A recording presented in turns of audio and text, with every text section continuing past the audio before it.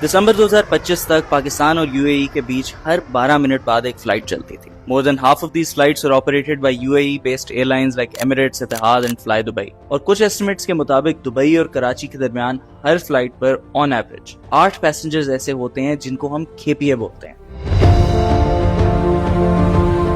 आपने शायद खेपिया की टर्म पहले ना सुनी हो, लेकिन आपने इनका इम्पैक्ट जरूर महसूस किया होगा. वेरी सिंपली पुट, खेपियाज आर प्रोफेशनल लगेज कैरियर्स. ये वो लोग होते हैं जो बाहर के मुल्कों से ट्रैवल करते हुए अपनी लगेज के अंदर कंज्यूमर प्रोडक्ट्स स्मगल करते हैं और पाकिस्तान में लाकर इनको आगे बेच देते हैं. हफीज सेंटर में मौजूद मैकबुक्स और आईपैड्स, बड़े बड़े रिटेल स्टोर्स के इंपोर्टेड सेक्शन की चॉकलेट्स और स्नैक्स, और बड़े बड़े मॉल्स के अंदर वॉचेस, परफ्यूम, स्किन केयर, ये तमाम प्रोडक्ट्स एक ग्रेट एक्सटेंट तक खेपिया नेटवर्क के थ्रू पाकिस्तान में आते हैं. और पिछले 30 सालों से यूएई से आने वाली फ्लाइट्स पाकिस्तान के इस खेपिया नेटवर्क को सपोर्ट कर रही हैं.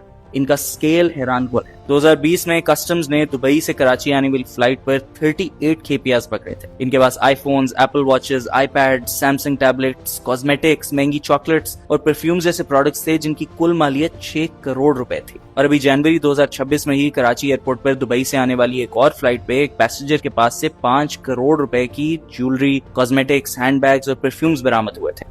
मगर इस साल होने वाली यूएस ईरान जंग के बाद से पाकिस्तान और यूएई के दरमियान कनेक्टिविटी बुरी तरह इफेक्ट हुई है. फ्लाई दुबई ने इस्लामाबाद, पेशावर और लाहौर की फ्लाइट सस्पेंड कर दी हैं और एमिरेट्स ने भी पाकिस्तान को फ्लाइट सिग्निफिकेंटली कट बैक की हैं. इससे पहले भी जब यूएई ने पाकिस्तानियों को वीजाज देने रोके थे तो खेपियाज का बिजनेस डाउन ट्रेड की तरफ गया था. और अब फ्लाइट रिडक्शंस की वजह से एकदम से वो तमाम प्रोडक्ट्स जो पाकिस्तान में खेपिया नेटवर्क्स के थ्रू आ रहे थे वो मार्केट में शॉर्ट होना शुरू हो गए हैं. तो what does this mean for your skin care products and chocolates? देखें, खेपियाज 2 तरह के होते हैं. एक जिनकी हमने बात की जो फुल टाइम ये काम करते हैं और बड़े बड़े नेटवर्क्स ऑपरेट करते हैं. दूसरे होते हैं पार्ट टाइम्स. ये वो स्टूडेंट्स और वर्कर्स होते हैं जो यूएई में कहीं ना कहीं नौकरियां करते हैं, पढ़ाई करते हैं और चाहते हैं कि पाकिस्तान फ्रीक्वेंटली ट्रैवल कर सकें.